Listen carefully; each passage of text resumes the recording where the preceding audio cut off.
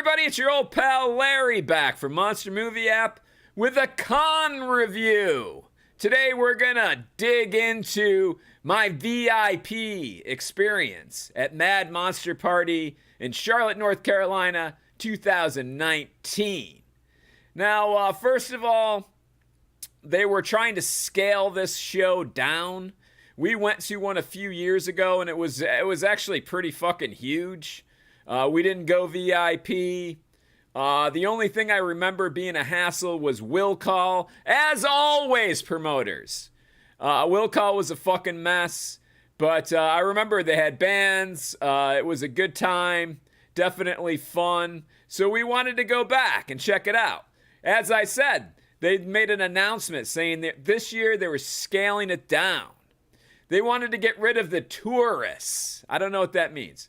They wanted to get rid of tourists and autograph hounds and tourists. And so they were only going to have 13 guests. They made this huge announcement on fucking Facebook. It's probably still on their page. So only 13 guests. They were going old school with it. But guess what? No old school prices. The prices remain the same. It was $200 each for VIP passes for their scaled down show.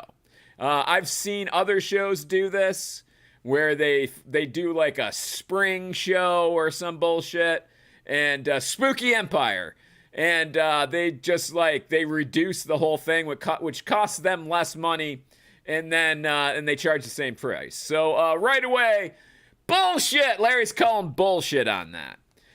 So Friday, of course. Friday afternoon, no one knew when Will Call started. Not a fucking volunteer, not the fucking promoter who seemed like kind of a dick. No one there. Answers between fucking 3 and 5 I got from various people. And that is when early access was for VIPs, by the way, at 5 o'clock. So around 3-ish, I would say, there started forming a line, in the line, and where they had the will call was right in the fucking lobby of the hotel. So you had a line that went straight in front of the front desk for anybody trying to check in, the poor employees, and then straight out the fucking door into the fucking rain. It rained all fucking weekend, not their fault, but badly planned fucking will call, naturally. So stood in line for fucking ever, and I actually have a picture of it. The ticket line. There it is. There's me standing in line. This is the part that went forward and not backwards, I believe, out the door. But yeah, there's the fucking ticket line. Poor Larry standing in that. Just trying to get into the vending room early so I get first pick at the fucking cool shit. That's all I'm concerned about. That's why I go VIP. I don't want to go in there with everyone else at the same time and try to get good shit. So yeah, massive line out in the fucking rain. Poor fucking people. I got there early enough so I wasn't in the rain. They actually started fucking checking people in after 4 now. So what is the problem with will call? Is there what the fuck is going on with con promoters? Why can't they set a fucking time in fucking cement and say it starts at 3? Or hey, guess what? If you pay an extra $10 for fucking FedEx, we'll ship you your fucking wristband. How about that? Only for VIP. Throw in, I'll do $20. Overnight my fucking VIP badge. And fucking, goddamn, what a fucking hassle. So, finally, and the promoter's walking around, he's like, yeah, most of the time I get all of my, he's bragging. Most of the time I get all my fucking VIPs in before the doors open early for them. Well, what a fucking hero. That sucks, dude. You're not doing it right. So, luckily, it went semi-fast. We were we were standing there forever. So, we were in a good spot. Did get there, got our bags before 5. And then they told us, your free t-shirt's not in your VIP bag. You have to go down to the VIP lounge and pick that up. That's lazy. That's lazy and time consuming. We go down, find the VIP lounge. There's another line to get into to get your fucking t-shirt. And like now it's almost 5 o'clock. And I was like, fuck it, man. Like, I'll come back and get my stupid t-shirt later, you lazy pricks. Put them in the fucking bags. Done a billion fucking conventions, by the way. Never had to fucking go to a special place to get my t-shirt ever. It's always in the bag. It's just a waste of fucking your customers' time. And why make more fucking lines? It's like promoters love lines. I think it's like, maybe it's just like a photo op for them to stroke their own fucking cocks and go like, wow, look at all these people fucking waiting to get into my awesome show. Let me get a fucking bunch of pictures and post them online and make it look like my con is the fucking biggest and best.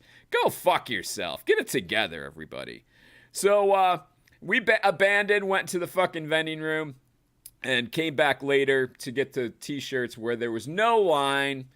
And, man, I've been to a lot of cons with VIP rooms.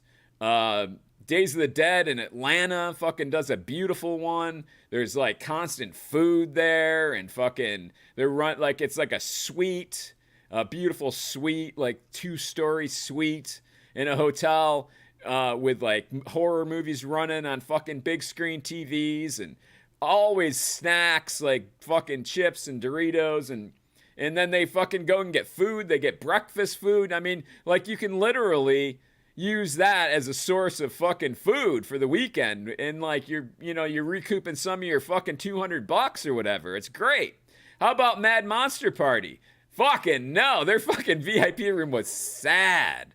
It was just like some event room in the hotel, like a convention room. A small one. It had like a foosball table and an air hockey table. And one time we saw fucking room temperature fucking bottles of water sitting there, like still in the plastic fucking case that you could fucking dig out. What a great thing. No ice. They were fucking piss warm. And, we grabbed some of them to take back to our room to fucking cool down and drink later. But, yeah. Fucking dismal fucking VIP room. Fucking embarrassing. So that was terrible. The after hours parties, they did fucking karaoke fucking Friday and Saturday night. There was nothing going on Friday nights. Karaoke. That was it. So there was no adult entertainment there, like a band or fucking something cool for like grown-ups to hang out and drink and fucking and listen to a band or something. None of that. Friday or Saturday, karaoke both nights, which is fucking lame as shit to most people. There's a handful of fucking people that like that, but I would say most people don't. So Saturday, let's get on to Saturday. Can I say oversold assholes? So they wanted to scale down their fucking convention, but like clearly they have control of fucking ticket sales. This fucking Saturday afternoon was so fucking busy. Here's the line to get into the fucking vending room. That's just to get into the vending room. That wasn't like when the show opened or before it opened. That was just a random time Saturday afternoon. And once you got into the fucking vending room, it was so fucking crowded that you couldn't fucking move. Like literally, we just got the fuck out of there. I did not, there was like no point in being in there. Like it would take you fucking 15 minutes just to go down one aisle of this fucking shit. We literally said, wow, this is so fucking oversold. Let's just go back to our room and hang out for a while. Wait for it to blow over. That's just greed on the promoter's part. They scaled it back. They cost them less. No, the ticket prices are the same. And then they oversold fucking big time for Saturday for the size of this hotel. Ridiculous. The most crowded I've ever seen a horror convention in my life. Honestly, the worst. So Saturday night, VIP party. Yeah, with open bar. Went into the VIP room where it was. Also fucking super sad. Just a bunch of sad looking people sitting around. This time they had like pretzels and chips, I think. Just bowls of them sitting out and open bar. Which I promptly, like I just went up and got like a few drinks. We sat in there for a while. They brought out a fucking cake for Miko Hughes was there. They brought out a cake. It was his birthday, I guess. And while I was getting the drinks, my wife got cake for us. And I came back. She was like, don't eat that. It's fucking disgusting. And I was like, what? Like, how bad could cake be? And she was like, I fucking spit it out. It's fucking disgusting. So, VIP party, lame. I've been to some great VIP parties. The only thing this had going for it was there wasn't a massive line at first for drinks, but then it became massive. People were just coming in to get drinks and leaving, which we did. Got the fuck out. But that night they did have a game show hosted by Bruce Campbell, which we missed, sadly. Wouldn't have been adult entertainment, but Bruce Campbell's always fucking entertaining no matter what he's fucking doing. So I'm sure it was great, but we did miss it. We hung out and just drank, just hanging out. There was a lot of people hanging out after, like, the vendors and people. There were like the whole lobby and bar area was full of fucking people drinking. And we got loaded and fucking hung out late. So we had a good time, but like that's literally like making your own good time. Nothing that they provided for you at all. And no bands or anything, just fucking Bruce Campbell and karaoke. That was it.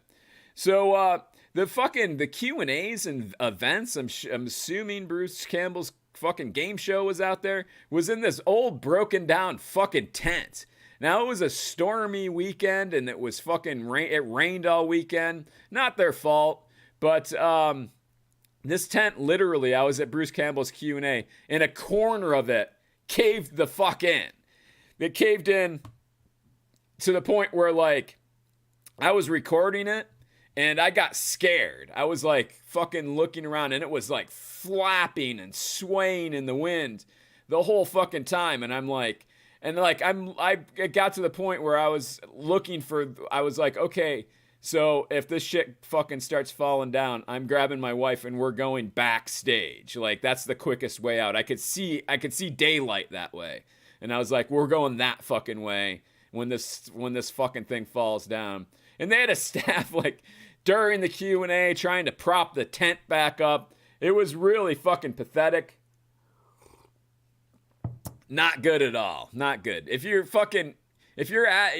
fucking con promoter and your con is at a hotel that's it's too small for the amount of people and you have to fucking put up a tent outside, you're looking for a new fucking hotel, man. Tent, like you're open to the elements, and it fucking like it was fucking there was a river of rainwater fucking flowing through the fucking floor of this tent. And it was just out in a parking lot. So it's like running down the asphalt. And it was uncomfortable. It was cool there because it was in fucking North Carolina in fucking February. So it was kind of cool and damp and fucking, it was awful in there. It was a fucking shitty setup. Let's go on to the pros, shall we? I had a good time anyway. Like, I'm going to have a good time. My wife and I have a good time just hanging out. Playing fucking card ball and shit, like a game we made up, drinking game. But we had a good time. Like we like hanging with the vendors and shit, and we know a lot of them. So like that's always fun. But yeah, they provided nothing really other than fucking what I provided. They had a good vending room if you could get into it. There was 2 vending rooms that were equally fucking unaccessible. Is that a word? Well, we're going with it.